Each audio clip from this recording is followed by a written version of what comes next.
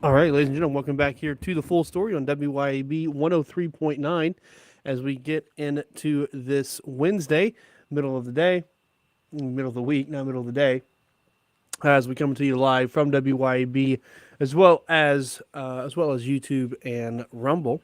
And like always, as I said previously, if you miss the show in the beginning part of the day, we replay the show about 12 hours later on Rumble and YouTube, so you can always catch it there, as well as on any of your favorite podcasting hosting websites. So as I talked about yesterday, the format of the show I'm changing it to is I'm just going to this first few minutes, since it is early, I'm just going to announce some of the things we're going to talk about in the show, and then we'll go ahead and take an early break. That way we have more time at the end of the show. But today I want to discuss the wildfires that are going over in California, where we currently are, what the status is over there, as this blaze just continues to grow out of control down there, and probably one of the worst wildfires. And I mean, California has a lot of wildfires, so excuse me. So this is big even for them. I also want to talk today about Greenland. Greenland has made news as Donald Trump Jr. has was there in the capital recently, and there's been talks of or from Donald Trump wanting to take control of Greenland or to buy Greenland for the United States for several different purposes. So I want to discuss what those purposes are, why he would be interested in Greenland, and if that's even a possibility as we look to change things up. That's always been the thing about Donald Trump, is that he thinks outside the box, and sometimes it takes that, and sometimes the country needs someone to think outside of the box like that. If we have time, I also want to talk about a lawsuit that CNN is dealing with and legacy media, as the trust in the media is at an all-time low after this, especially after this last election. Once again, they showed their bias until they finally completely burned Joe Biden. But even then, they kept defending him and passing on the lies as late as they could, and it's not really people are losing faith in them. But CNN is dealing with a major lawsuit, so I want to discuss that as well. So those are the top three stories I want to talk about today. Hopefully, we have all time to get to them. We're going to get into detail about the wildfire and some interesting things about Greenland. So we're going to spend most of our time in that area. If you want to call in at any time, it's 601-879-0002. But we're going to take our first break right here. When we get back, we're going to get right into those stories. So keep it tuned to the full story on WYAB 103.9.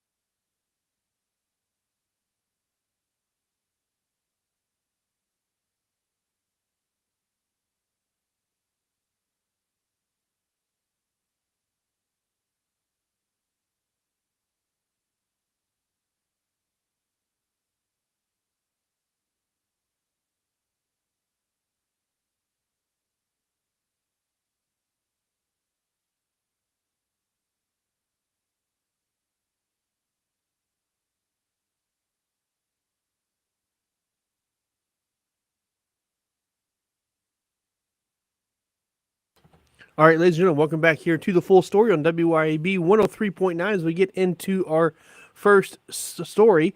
So, California firefighters have battled wind-whipped wildfires that tore across the Los Angeles area, destroying homes, clogging roadways, as tens of thousands fled and strained resources as the fires burned uncontained early today.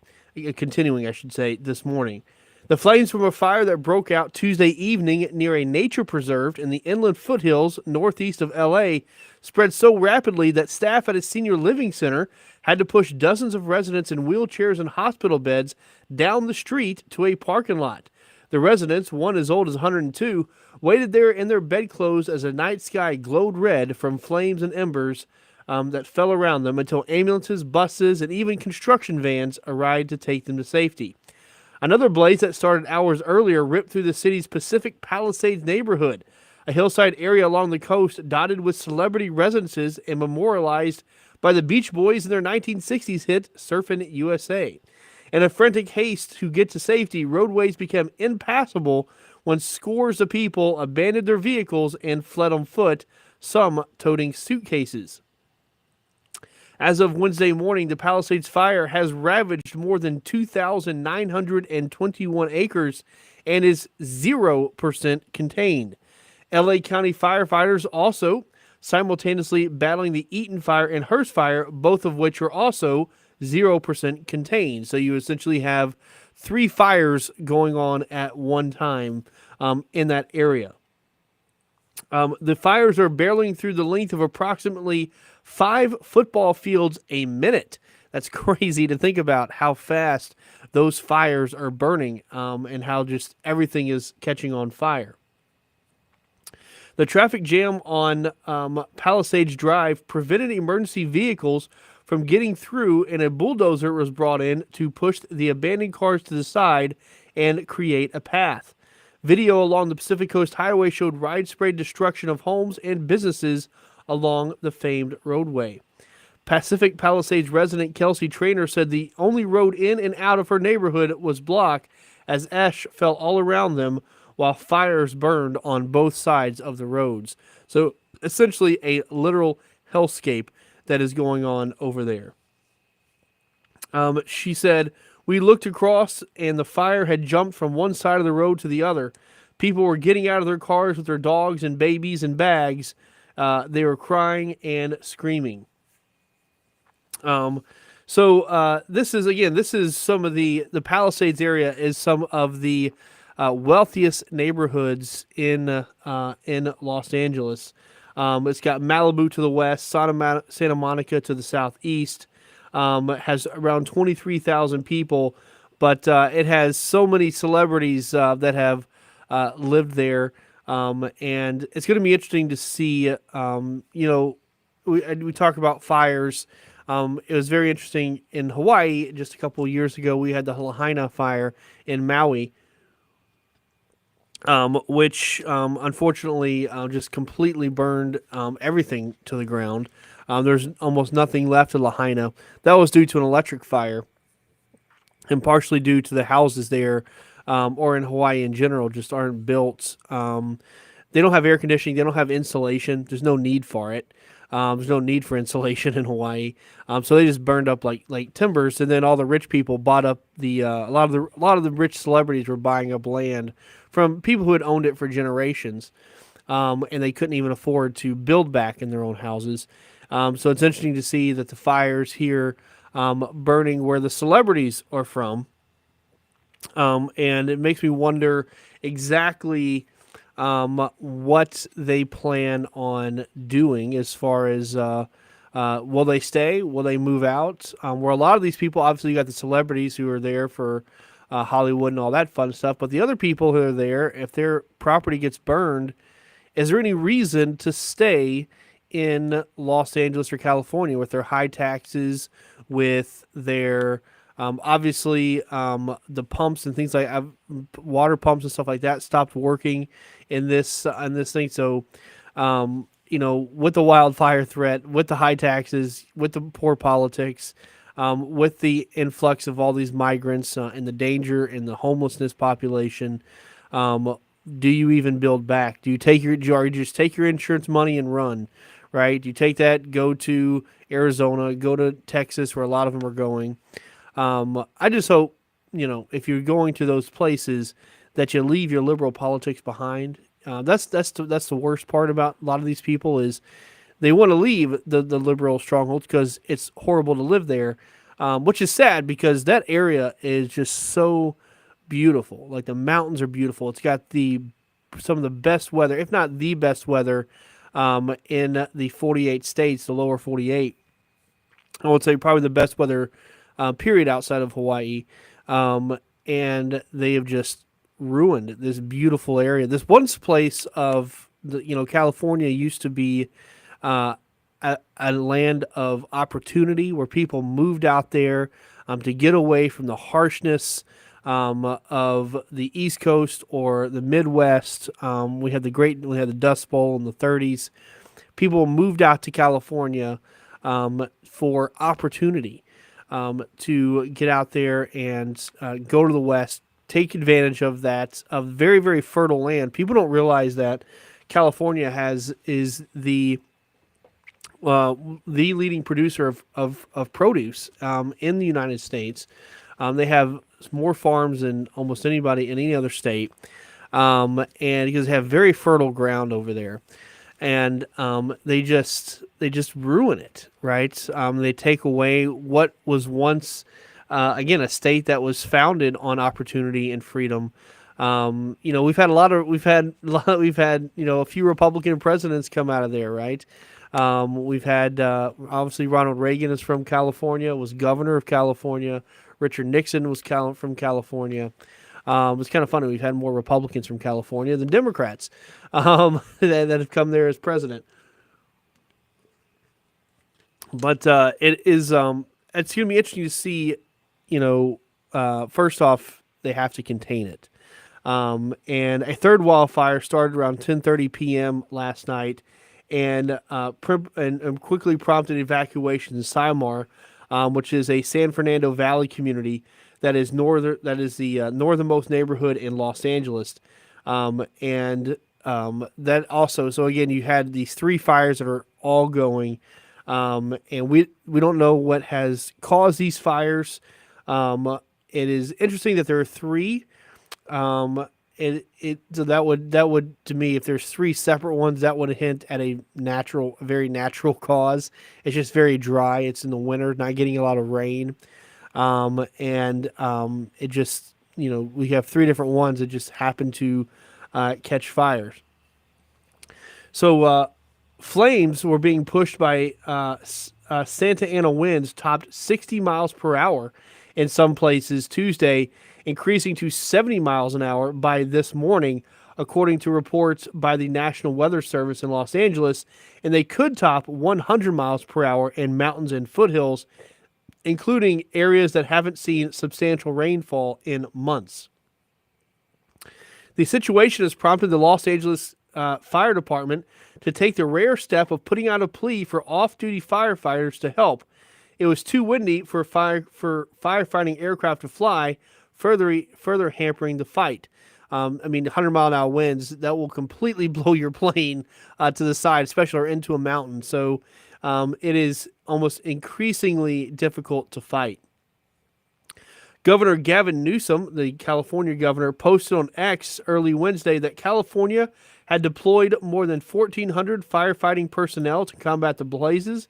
He said emergency officials, firefighters, and first responders are all hands on deck through the night to do everything possible to protect lives. Of course, you can't trust anything that comes out of that man's mouth, but hopefully that is in fact true, and they're getting these off-duty firefighters over there to do it. The erratic weather caused President Joe Biden to cancel plans to travel to inland Riverside County, where he was to announce the establishment of two new national monuments in the state. He remained in Los Angeles, where smoke was visible from his hotel, and was briefed on the wildfires, though he has not made any statement, and he's just hiding in his hotel, as Joe Biden does. FEMA has approved a grant to help reimburse California for the firefighting cost. And, it's funny, the all the people that got affected by the hurricanes in the South and North Carolina and Tennessee, FEMA ran out of money, but they have money again for California, of course. The fire burned down Temescal Canyon, a popular hiking area surrounded by dense neighborhoods of multi-million-dollar homes, and flames jumped from famous Sunset Boulevard and burned parts of the Palisade Charter High School, which has been featured in many Hollywood productions, including the 1976 horror film Carrie. If you can remember the scene where she goes to the high school in the gym and they pour the blood on her. Spoiler alert if you haven't seen it, I guess. And the as well as Freaky Friday and Teen Wolf. By evening, the flames had spread into neighboring Malibu, and several people there were being treated for burn injuries, and a firefighter had a serious head injury and was taken to a hospital, according to Los Angeles Fire Department Captain Eric Scott. Newsom warned residents, quote, "By no stretch of the imagination are we out of the woods," saying the worst of the winds were expected between 10 p.m. Tuesday and 5 a.m. Wednesday. That's 5 a.m. West Coast time, so it's currently 4:26 over there in the West Coast. So the winds are still picking up over there in California. As of this morning, more than 200,000 people were without power in Los Angeles County, as well as recent dry winds, including the notorious Santa Anas, which I just talked about, have contributed to warmer than average temperatures in the area, where there's been very little rain so far this season. So hopefully they're going to take care of this. California they don't run things very well, but in a fire like this, you can't really, people's houses are just going to burn. You can't really stop it. All you can do is create fire lines, but that's hard to do when you're in a densely populated area or an urban area. It's harder to make those fire lines. So it's going to be a very devastating fire, and I hope that these people are getting out. Like I said, complicated by the fact that there's one road in and out in the Palisades area. So residents literally running down the street with their suitcases in their hands. So it's a troubling situation. Like I said, I'm curious though to see how many people move back, because at this point, this could be your sign if you're Los Angeles residents of just take your money and take your insurance money. If you've had your house for a while in that area, you're probably going to make some pretty good money off that insurance money. You probably make a good profit, I should say, off that insurance money, and maybe it's time to head out, as so many people are. California has lost people in both the last two censuses. Of course, this last election, they had even less delegates, less than 50 delegates this last time. I think it was 49 delegates for president, as people are vastly moving. They're moving out of the state in droves as they can't afford it. And you add to the fact these wildfire dangers, and really just the dangers of the government. I could deal with the threat of wildfires.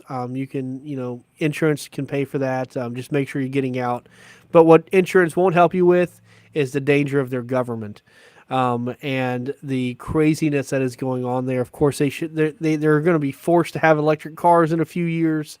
The taxes are just through the roof, which is sad for a state that, that once stood for opportunity and freedom. Again, one of the best presidents the America's ever had came from there, and just the beautiful area that it is. But nature takes care of itself. These wildfires are an important part of nature. It's unfortunate that it is taking out houses with it, but if there's a place that needs to be cleansed, it's California. Obviously not of life, and we hope that people are getting out there and getting to safety. But this is, like I said, I think for a lot of residents, this is going to be their moment. This is going to be their sign to finally leave the state that has done nothing for them. Okay, we're going to take a break right here. When we get back, I want to talk about Greenland. We're going to go from talking about fires to something extremely, extremely cold. We're going to talk about Greenland, Trump's plans for Greenland, why he wants Greenland, as well as what's going on over there, as well as the process, or is it even possible for him to have Greenland? So a lot of discuss about it. It's not a place you talk too much about, but it's made the news, and so I thought it'd be interesting to talk about why we would want, or why would be even interested in this little Arctic country. If you want to call in during the break, number 601-879-0002. But keep it tuned to the full story on WYAB 103.9.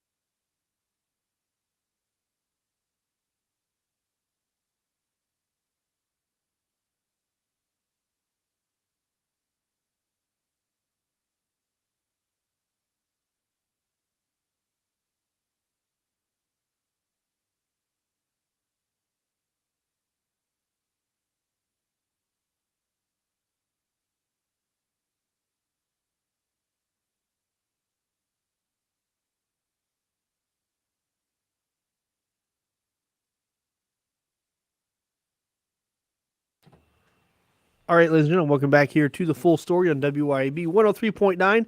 And they threw in the bagpipes again there you can't hear it. You can't hear it on the live stream. You're very lucky if you're on the live stream because you couldn't hear the horrible ear bleeding bagpipes that they love to play at 6:30 in the morning, because there's nothing better than waking up to the worst instrument that was ever created by man.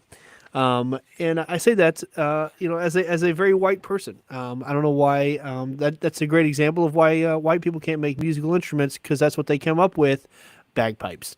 But I want to talk about talking about white people. I want to talk about Denmark, and I want to talk about Greenland. Greenland doesn't have white people; it has Inuits, but currently it is controlled and owned by a white country, Denmark. As Donald Trump has expressed interest in purchasing or in some other way getting control of Greenland. So yesterday, Donald Trump Jr. landed in Greenland, the Arctic island his father, President-elect Donald Trump, has expressed a strong desire to purchase. Trump Jr. framed the trip as a little bit of fun, telling CNN, "As an outdoorsman, I'm excited to stop into Greenland for this week." But the trip has fueled speculation about what exactly his father's plans are for this Arctic territory. So in December, Trump revived calls made in his first presidency for U.S. ownership of Greenland, calling it, quote, an absolute necessity. Asked at a Tuesday news conference whether he would rule out using military or economic coercion, again, a loaded question by the media. They're just looking for something when you ask that question. Are you going to kill people for this? How many people are you going to murder, Donald Trump? Just curious. If you can answer that question for me. How many people do you want to rape and murder? Just if you can just answer that just real quick. Raw number is good. That's just kind of a loaded question. But anyway, Trump said, he responded, "No, I can't assure you on either of those two, but I can say this. We need them," meaning Greenland, "for economic security." The president-elect says owning Greenland is vital for U.S. security, but experts say he may also be eyeing other aspects of Greenland, such as its trove of natural resources, including rare earth metals, not rare earth minerals, rare earth metals. So let's talk first about the location of Greenland, because its geopolitical position is kind of important. So Greenland is the world's largest island, is home to just over 56,000 people. So it's not very populated for such a large island. It is a former Danish colony, and now it is an autonomous territory of Denmark, and it occupies a unique geopolitical position sitting between the U.S. and Europe. Its capital city, Nuuk, is closer to New York than it is to Denmark's capital, Copenhagen. It's long been seen as a key for U.S. security, especially to repel a potential attack for someone like Russia or any other combatants we may have coming from Europe.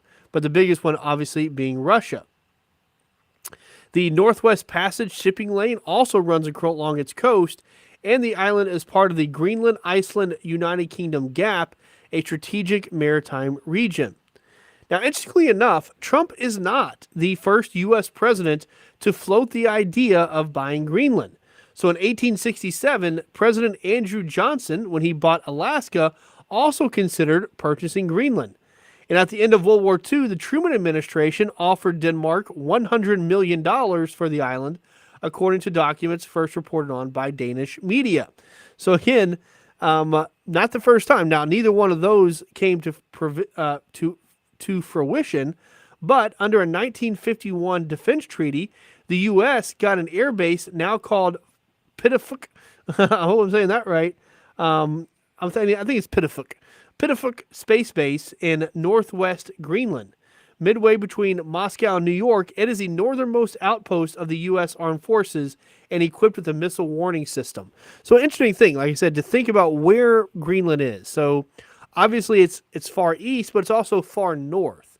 And it's so far north, right? Because, we're actually on a globe. We are not on a flat earth, despite some people's beliefs. And so actually going over the Arctic from an airplane, right, you're also close to Russia that way. And also you have China that way too, right? So again, going over the top, just like Alaska is right over there and right close to Russia. So that geopolitical position in the Arctic and controlling the Arctic Circle would be very, very strategically advantageous.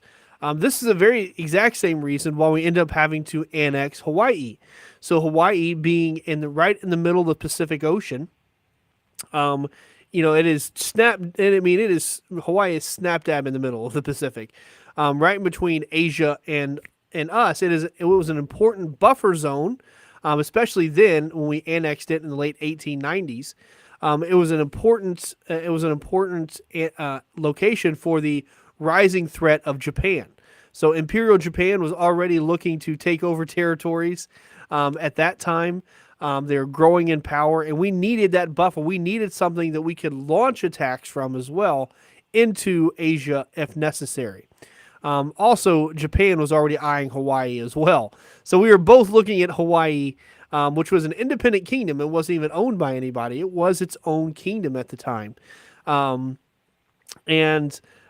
it was interesting to see that, hey, and essentially the general, one of the army generals, when he was looking at annexing Hawaii, he said, if we don't get it, Japan will. And that's back in the 1890s. We recognize the importance of having an area to be able to launch a Pacific fleet of ship. And to this day, the Pacific Fleet is still headquartered there in Hawaii. So its position was very, very important, which is one of the many reasons. There's a lot of other reasons why we annexed Hawaii. There's also economic reasons with sugarcane and things like that. But one of the major reasons was its geopolitical position. Greenland is very similar in that it is in a very strategically interesting place. And just like it's very interesting, we've had that treaty in 1951.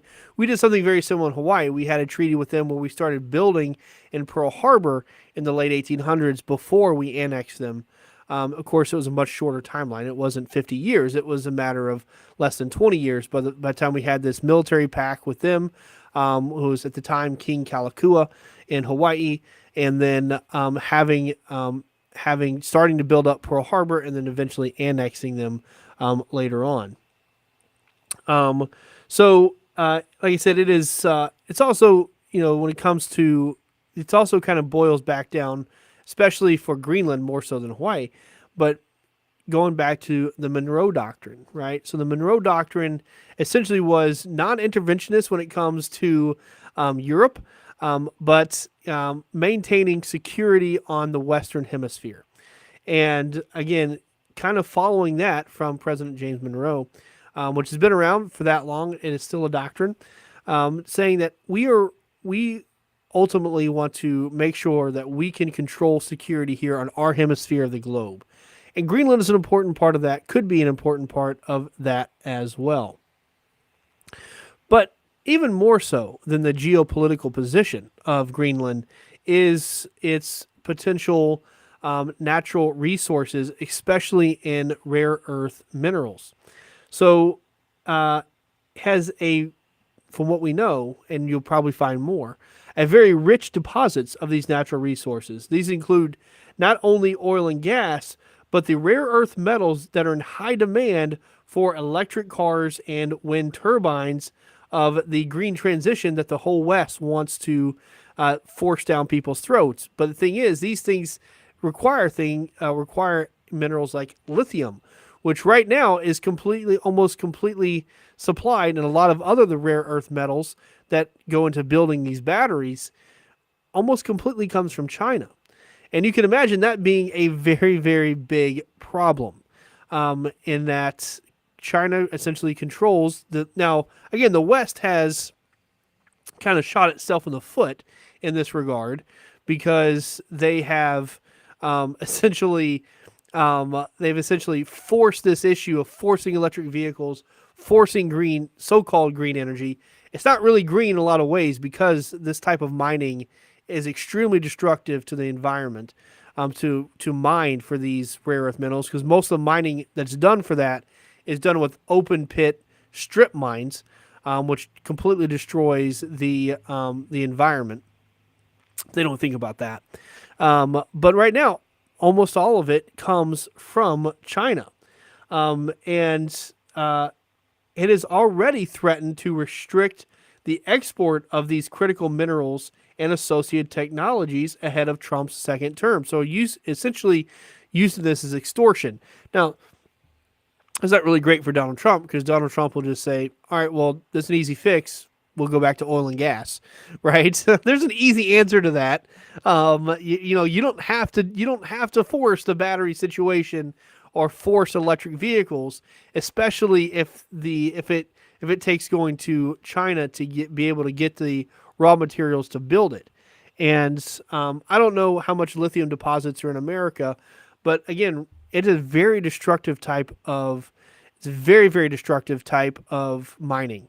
And so we don't do a lot of that here because of the environmental concerns, the wash off, the runoff of these. I mean, there's so much environmental problems with these lithium mines in particular. And that's always been, one thing that when we talk about electric vehicles, or we talk a lot about solar. So when you have solar panels for your house or for your building, you need batteries to store that energy, which also in fact takes lithium.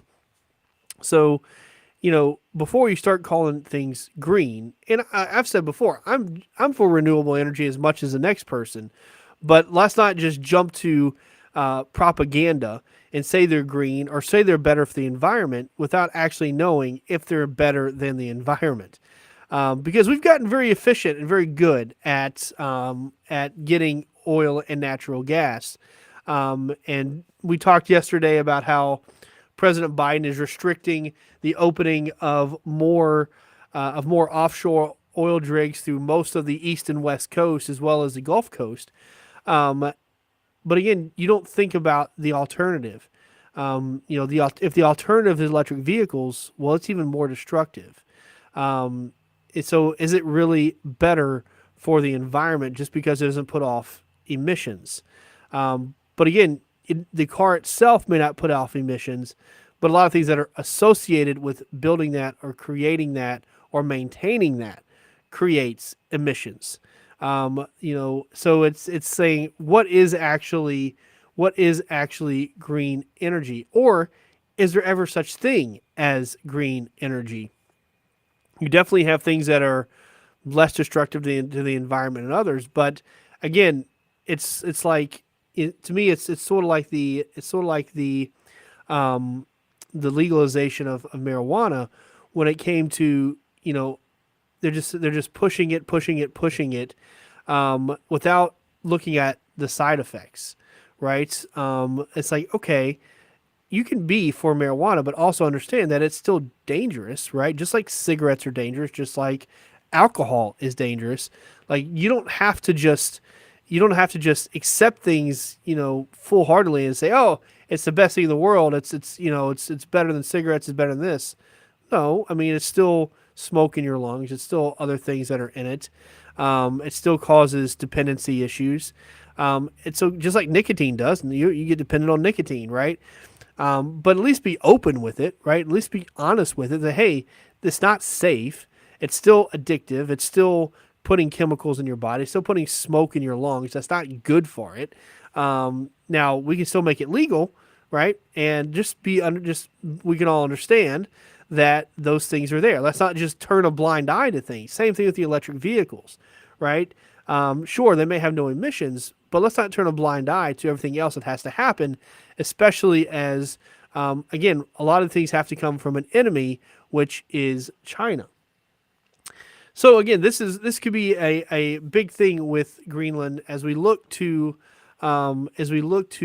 find new areas for these minerals, to continue to build solar panels, electric cars, what have you. Because Donald Trump has talked about putting tariffs on China, and China could very easily then put a tariff on all of that, which essentially would kill the electric car because it would cause batteries to be, which are already expensive, right? You look at a Tesla Model 3, for instance, the cheapest Tesla model, and those batteries still cost about $30,000 to replace. You add the fact that there's going to be a tariff on rare earth minerals, that could easily double in price. So there would be just really no economical reason to have electric cars. And then you have a place like California, which has now forced them, and they're in a very dire situation themselves. But a law can be changed just as easily as it was put into place. So other things, one other thing is shipping routes. Like I said, Arctic shipping has been rising in recent years. In fact, it rose 37% over the decade to 2024. So from 2014 to 2024, it rose 37%, according to the Arctic Council. So it is becoming more important for those shipping areas, which could again make it a very lucrative place to control. Now, all that being said, is this just a pipe dream? Is it? Are we just talking? Are we just talking? Yeah, I mean, Greenland sounds great, but could it ever happen? Well, the governments of both Denmark and Greenland have come out strongly against the idea of the Arctic nation being purchased. So Greenland's Prime Minister Mute Egade, that's what it is, wrote in a Facebook post in late December, quote, "We are not for sale and we will never be for sale. We must not lose our years-long struggle for freedom." Kupik V. Kleist, a former prime minister of Greenland, said Trump was talking more to U.S. citizens than he was to Greenlanders, saying, "I don't see anything in the future that would pave the way for a sale. You simply don't buy a country or people." Well, you don't buy people. You can buy countries. It happens all the time. It's happened a lot in the past. Annexation happens in the past, so you can do that. But Trump's comments do come at an interesting time for Greenland. Its Inuit-led government has recently been ramping up demands for independence from Denmark. In his New Year address, Egade called for the shackles of the colonial era to be removed. In December, Denmark announced a huge increase in military spending for Greenland. Then, at the start of January, the Danish royal family launched a redesigned royal coat of arms, increasing the prominence of the polar bear, symbolizing Greenland. Greenland has been looking to boost its independence by diversifying its economy away from fishing.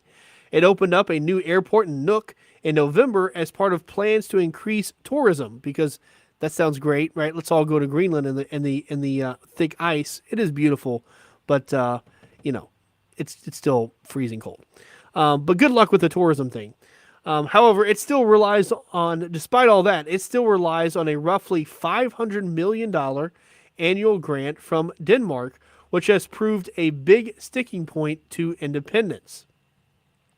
So the question is if for instance Trump offered them $1 billion a year, and if you look at what we've been spending on Ukraine, that's not a lot, right? We can easily do that. We spent already tens of billions of dollars in Ukraine and not seeing any of that money back.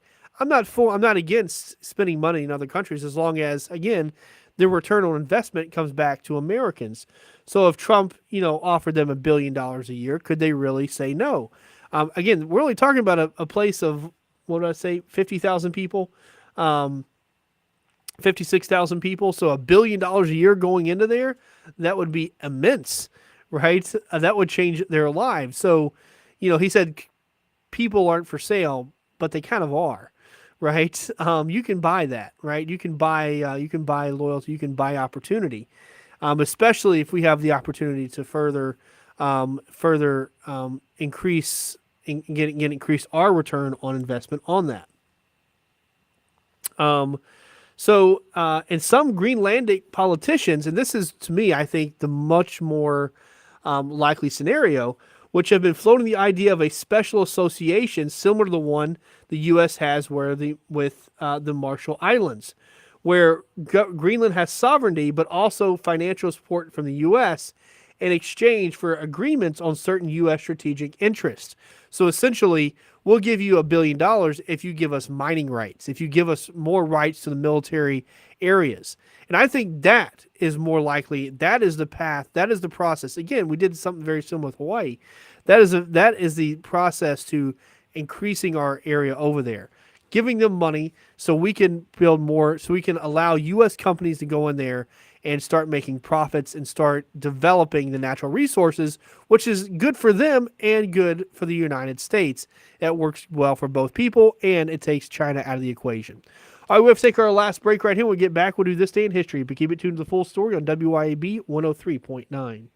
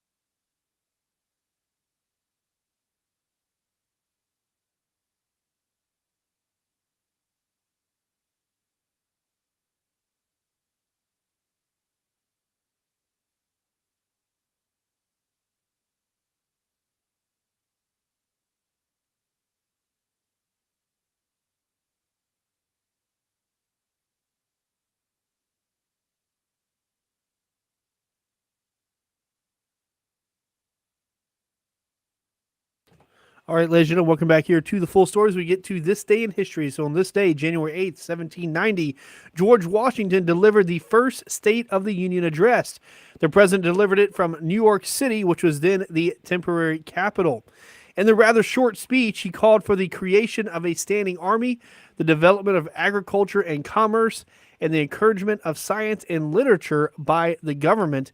And part of that, he said, when it comes to the defense, he said to be prepared for war is one of the most effectual means of preserving peace.